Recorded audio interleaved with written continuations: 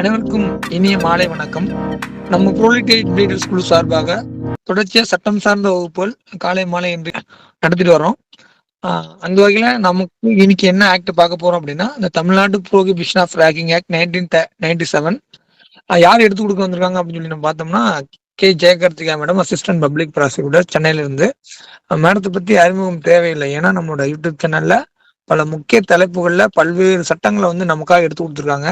அந்த மேடம் எடுத்து கொடுத்த அனைத்து வகுப்புகளும் நம்மளோட யூடியூப் சேனல்ல இருக்கு, பார்த்து அறிஞ்சு தெரிஞ்சுங்க. அதே போல இன்னைக்கு நமக்காக தமிழ்நாடு ரேகிங் ஆக்ட் எடுத்துக்க வந்திருக்காங்க. உங்களுக்கு இந்த வகுப்புல எதுன்னு சந்தேகம் இருந்தா வகுப்பு முடிவுல கேளுங்க, மேடம் கண்டிப்பா எக்ஸ்பிளைன் பண்ணுவாங்க. பண்ண வேண்டாம். வெல்கம் மேடம், வகுப்புல போலாம் madam. Thank you madam. Thank you Kalidas. அனைவருக்கும் இனிய மாலை வணக்கம். இன்னைக்கு நம்ம பார்க்க போற ஆக்ட் வந்து Tamil Nadu prohibition of ragging act 1997. 1997 ஆண்டின் தமிழ்நாடு கேலிவதை தடுப்பு சட்டம். கேலிவதை தடுப்பு சட்டம் ஆக்ட் 7 ஆஃப் 1997. இந்த ஆக்ட் இத பாக்குறதுக்கு முன்னாடி இதுல ஒரு சின்ன இன்ட்ரடக்ஷன் பார்ப்போம். என்ன இன்ட்ரடக்ஷன்னா, இது எதுக்காக ஆரம்பிக்கப்பட்டது, எதனால இந்த ஆக்ட் வர வேண்டிய அவசியம் என்ன இருந்தது அப்படிங்கறதான். 1960 இப்படி ஒரு ராகிங் அப்படிங்கிற ஒரு நடைமுறை இருந்தது. எங்க அப்படின்னா கிரீஸ்ல. கிரீஸ் தான் ஃபர்ஸ்ட் ஸ்டார்டிங் பாயிண்ட் இதுக்கான ஒரு ராகிங் அப்படிங்கிற விஷயத்துக்கு. ஸ்டார்டிங் பாயிண்ட்னு பாத்தீங்கன்னா கிரேக்கர்கள் தான் அதை ஆரம்பிச்சாங்க.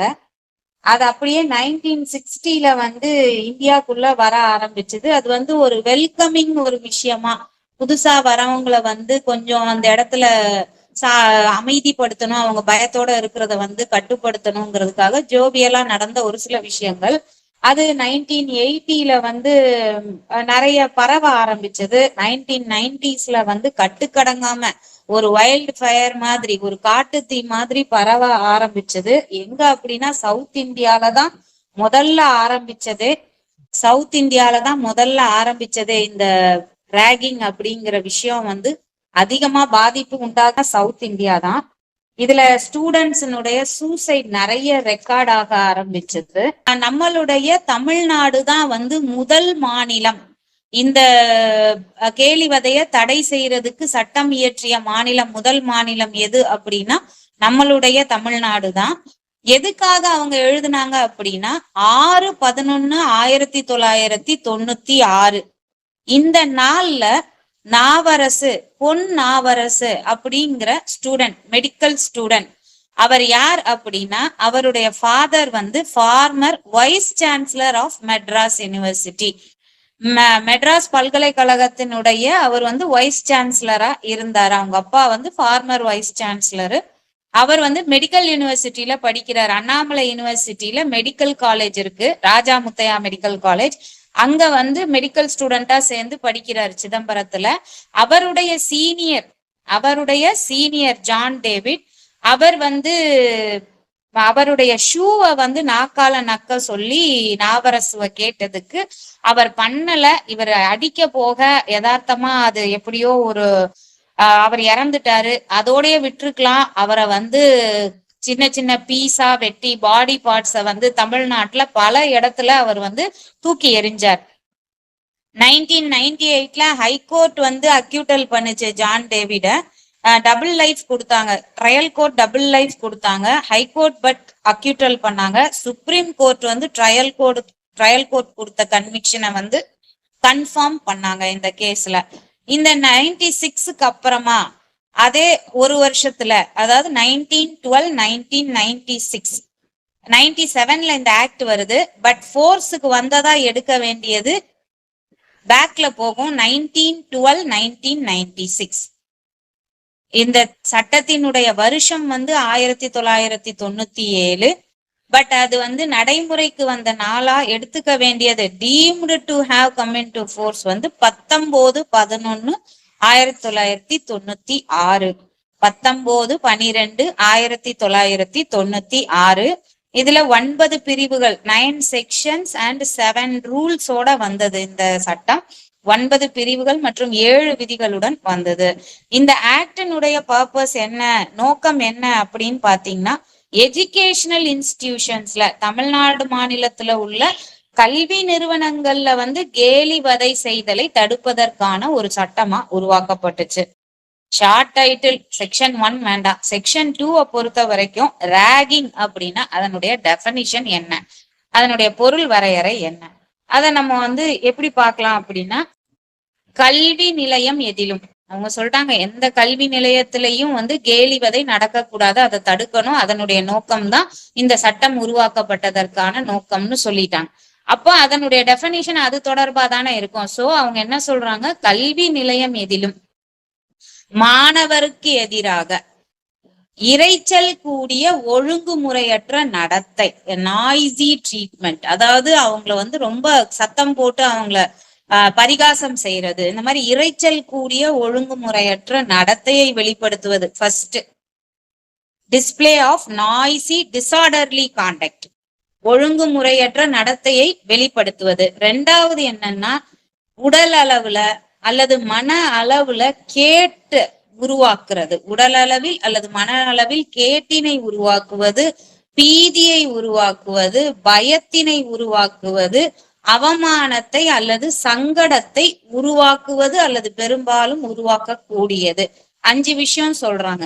உடல் அளவுலயோ மன அளவுலயோ வந்து கேட உருவாக்குறது, அல்லது பீதி அல்லது பயம் அல்லது அவமானம் அல்லது சங்கடம், இத வந்து பெரும்பாலும் உண்டாக்கக்கூடியது, மனக்குழப்பம், இதெல்லாத்தையும் உண்டாக்கக்கூடியது அல்லது பெரும்பாலும் உண்டாக்கக்கூடியது.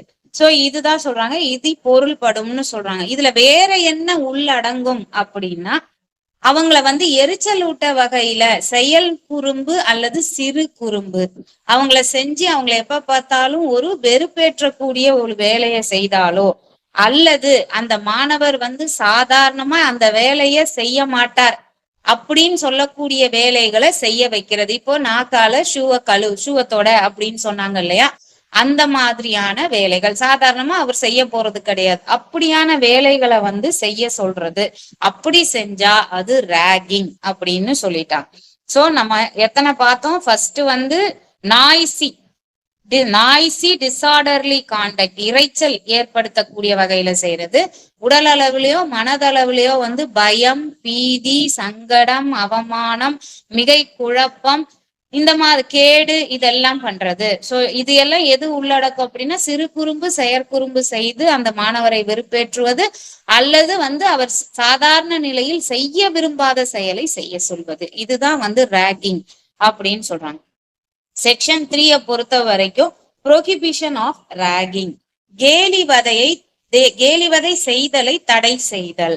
எந்த இடத்துலயுமே, உள்ளேயோ வெளியிலையோ, எஜுகேஷனல் இன்ஸ்டிடியூஷன்ஸ்ல உள்ளேயோ வெளியிலையோ அவர் இருக்கும் பொழுது அவரை நான் வந்து பிரிமிசஸ்ல பண்ணல, அவர் பஸ்ல போகும்போதுதான் பண்ணேன், இல்ல அவர் பஸ் ஸ்டாண்ட்ல நிக்கும் போதுதான் பண்ணேன்னு சொல்லக்கூடாது.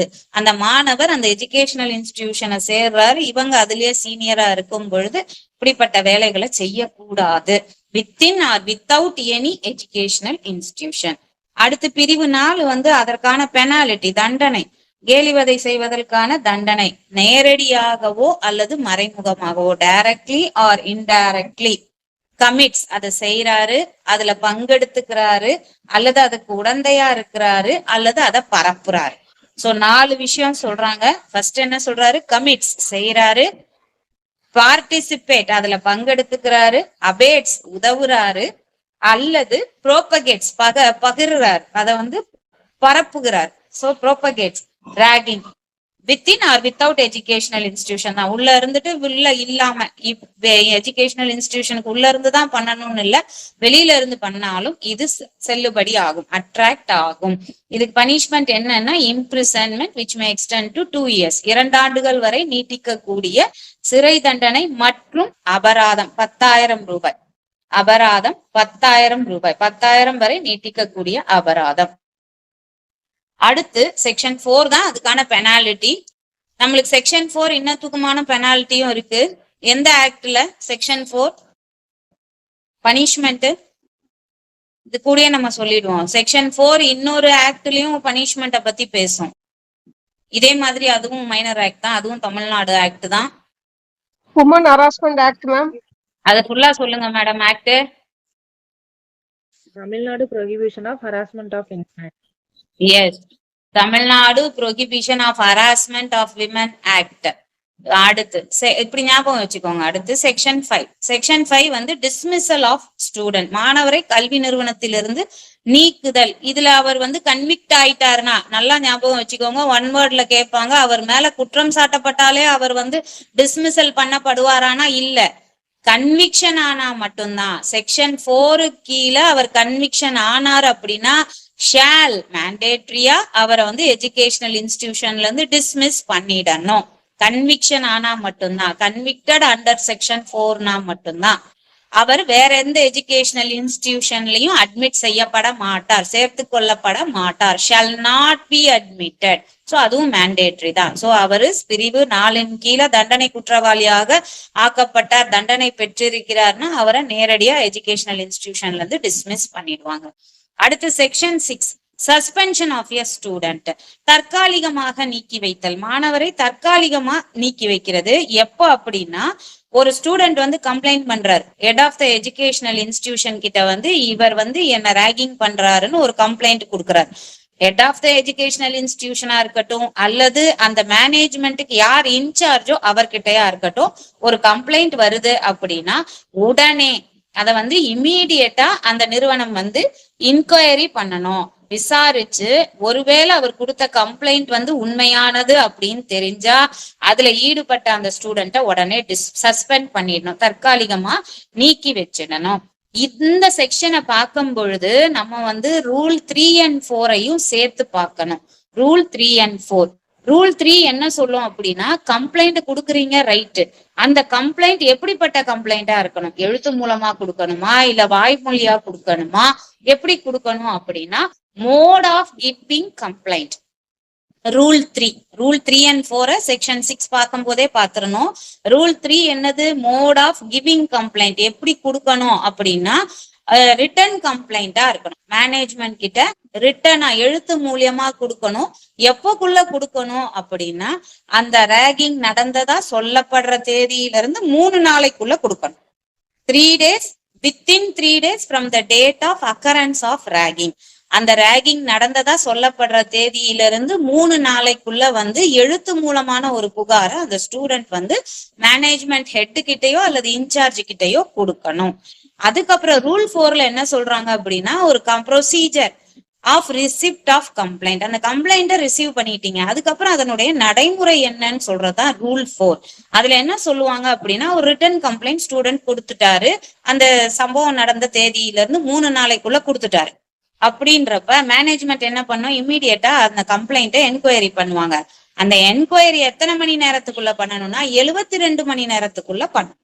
அந்த என்கொயரிய அந்த கம்ப்ளைண்ட் ரிசீவ் பண்ண தேதியில இருந்து அல்லது மணியிலிருந்து 72 மணி நேரத்துக்குள்ள 72 ஹவர்ஸ்க்குள்ள அந்த என்கொயரிய ஸ்டார்ட் பண்ணி முடிச்சிடணும்.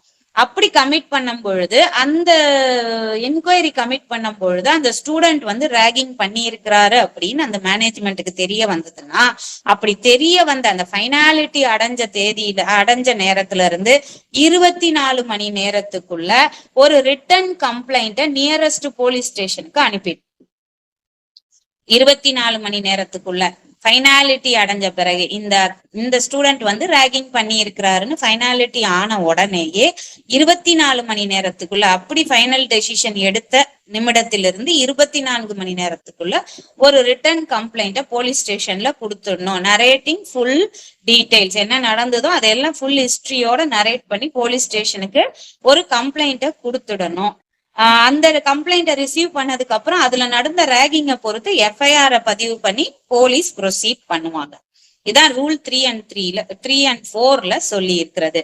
செக்ஷன் 6(1)ல அததான் சொல்லியிருப்பாங்க, கம்ப்ளைண்ட் கொடுக்கணும், இம்மீடியட்டா ஆக்ஷன் எடுக்கணும். அப்படி ஆக்ஷன் எடுத்து நடந்தது தெரிஞ்சா உடனே வந்து சஸ்பெண்ட் பண்ணிடணும் அந்த ஸ்டூடெண்ட்னு சொல்லியிருப்பாங்க.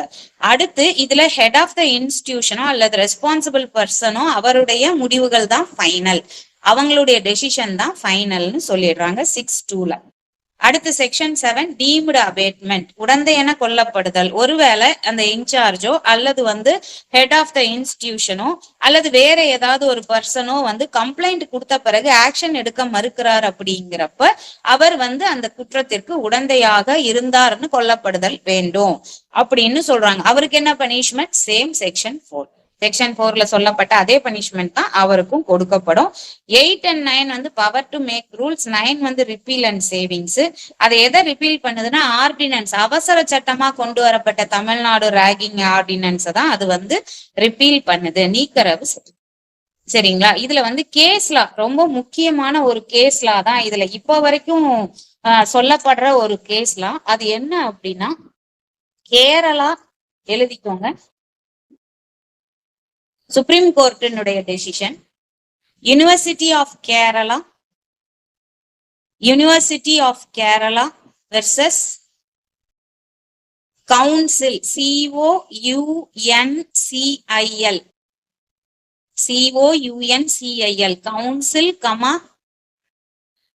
COUNCIL, council of principals, colleges, Kerala and others. University of Kerala versus Council of Principals, Colleges, Kerala and others. இந்த ஜட்ஜ்மெண்ட் சுப்ரீம் கோர்ட் ஆஃப் இந்தியாவினுடைய ஜட்ஜ்மெண்ட், டேட் வந்து 16/5/2007.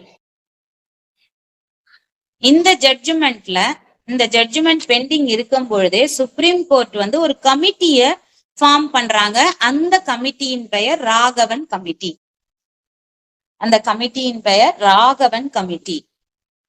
இந்த ராகவன் கமிட்டியில என்ன ஹைலைட் என்ன அப்படின்னா, இந்த ராகிங் அப்படிங்கிற விஷயத்த சால்வ் பண்ணணும் அப்படின்னா என்னெல்லாம் பண்ணலாம் அப்படிங்கிறத வந்து கைட்லைன்ஸ் மாதிரி கொடுத்திருப்பாங்க இந்த கமிட்டியில. இப்படி ராகிங்கிற ஒரு பிரச்சனையை வந்து தீர்க்க வேண்டியதற்கான அவசர நடவடிக்கை தேவை அப்படின்னு சொல்றாங்க. இது ஒரு மனித உரிமை மீறல் அப்படின்னு சொல்றாங்க. 10 வருஷத்துல 250 ராகிங் கேசஸ், அப்போ 2007ல 10 வருஷத்துக்குள்ள வந்து 250 ராகிங் கேசஸ் ரெக்கார்ட் ஆயிருக்கு. சோ வந்து சுப்ரீம் கோர்ட் கைட்லைன்ஸ் போடணும். 2001ல ஒரு கேஸ்ல வந்து சுப்ரீம் கோர்ட் கைட்லைன்ஸ் கொடுத்திருப்பாங்க. அந்த கேஸ் என்ன அப்படின்னா, நான் அதை அப்புறமா சொல்றேன். 2001 கேஸ்ல கைட்லைன்ஸ் வந்திருக்கும், பட் அதை இம்ப்ளிமெண்ட் பண்ணல அப்படிங்கறதும் ராகவன் கமிட்டில ஒரு விஷயமா இருந்திருக்கும். இந்த மாதிரி வந்து யூனிஃபார்ம் ராகிங் லா கொண்டு வரப்படணும்லாம் இந்த ராகவன் கமிட்டி ரிப்போர்ட்ல பேசியிருப்பாங்க. இந்த ராகவன் கமிட்டி ரிப்போர்ட்டை பேஸ் பண்ணி சுப்ரீம் கோர்ட் வந்து நிறைய கைட்லைன்ஸ் கொடுத்திருப்பாங்க. ஒரு எஜுகேஷனல் இன்ஸ்டிடியூஷன்ல என்னெல்லாம் பண்ணணும், ராகிங்கிற அந்த மெனஸை கம்மி பண்றதுக்கு, கர்ப் பண்றதுக்கு என்னெல்லாம் எடுக்கணும், எப்படி பிஹேவியர் இருக்கணும், காலேஜ்ல இருக்கும்போது பசங்களுடைய பிஹேவியர் எப்படி இருக்கணும், அவங்களுக்கு அவேர்னஸ் என்னெல்லாம் இருக்கணும் அப்படின்னு சொல்லி இந்த கேஸ்ல தான் வந்து நிறைய விஷயங்களை வந்து டிஸ்கஸ் பண்ணி இருப்பாங்க. சோ இந்த கேஸ் முக்கியம். நான் 2001 கேஸ்ன்னு சொன்னேன் இல்லையா, அது வந்து விஸ்வா, VISHWA, விஸ்வா ஜக்ரிதி, JAGRITI,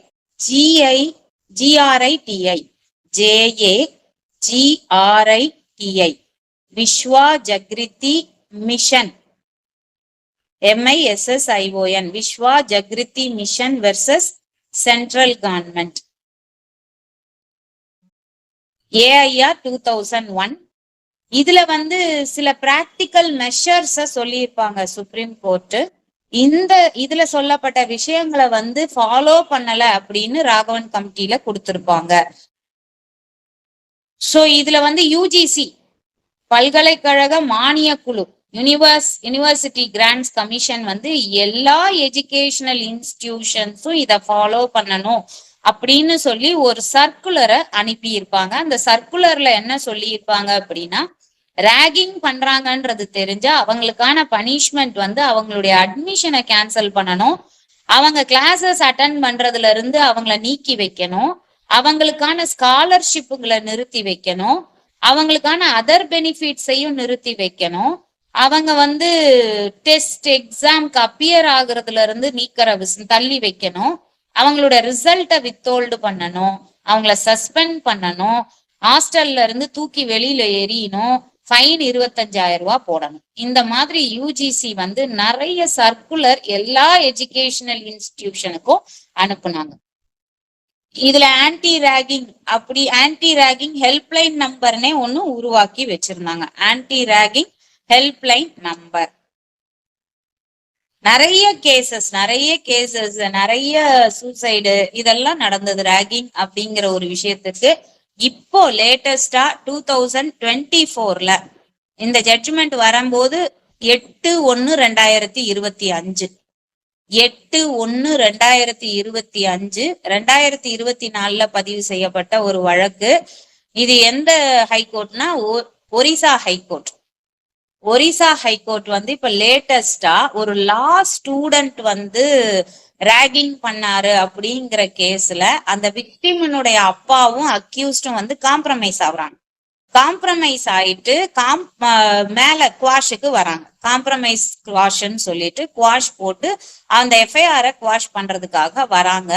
அப்ப அந்த ஜட்ஜ்மெண்ட்ல அந்த ஹைகோர்ட் ஜட்ஜ் என்ன சொல்றாரு அப்படின்னா, நீங்க வந்து காம்ப்ரமைஸ் ஆயிக்கிறீங்க வேற, ஆனா அந்த ஸ்டூடெண்ட் யார் ஒருத்தர் ரேகிங்ல இன்வால்வ் ஆனாரோ அவர் அன்பிகமிங் அண்ட் லா ஸ்டூடெண்ட் அப்படின்னு சொல்லி ஒரு வார்த்தைய சொல்லி இத்தனை நாள் அவர் ஆர்ஃபனேஜ்ல வேலை செய்யணும். அவரே தேர்ந்தெடுக்கணும் அந்த ஆர்ஃபனேஜ. அந்த ஆர்ஃபனேஜ் எந்த ஆர்ஃபனேஜ் அப்படிங்கிற விஷயத்தையும் வந்து என்கிட்ட சொல்லணும். அதனுடைய ஹெட் வந்து இவருக்கு சர்டிபிகேட் கொடுக்கணும். ஒரு வாரம் இவர் வந்து அந்த ஒர்க் ஷாப்ல கலந்துக்கிட்டு அந்த ஆர்ஃபனேஜ்ல சொல்ற வேலையெல்லாம் செய்யணும் அப்படின்னு சொல்லி ஒரு உத்தரவு போட்டிருக்காரு. அது வந்து கேஸ்ல வந்து Sonal SONEL Sonal Sekhar SEKHAR Sekhar Nayak, Sonal Sekhar Nayak and others versus Sonal Sekhar Nayak and others versus state of Odisha and another. Date of order வந்து 8/1/2025. இங்க ரேகிங்கை பொறுத்த வரைக்கும் 0 டாலரன்ஸ் பாலிசி. இந்தியால 0 டாலரன்ஸ் பாலிசி அப்படிங்கறதுலதான் UGC ஒரு சர்க்குலரா அனுப்புறாங்க. 0 டாலரன்ஸ் பாலிசி. ஒருவேளை இந்த பேர் சொல்லி கேட்டாங்கன்னா இட்ஸ் ரிலேட்டட் டு ரேகிங் அப்படிங்கிறது நம்மளுக்கு தெரியும். 0 tolerance policy sir. ZERO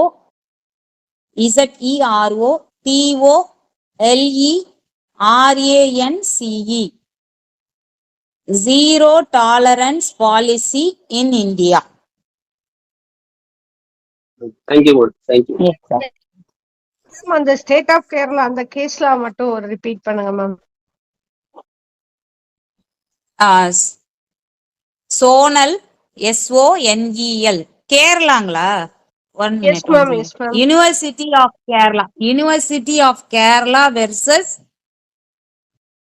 Council COUNCIL Council of நினைக்கிறேன். Council, Principals, Colleges, Kerala and others. 2007, madam. Thank you, ma'am. Thank you. Okay. Okay, thank you. Thank you, madam. Thank you very much. Thank you. Thank you to all. Good night.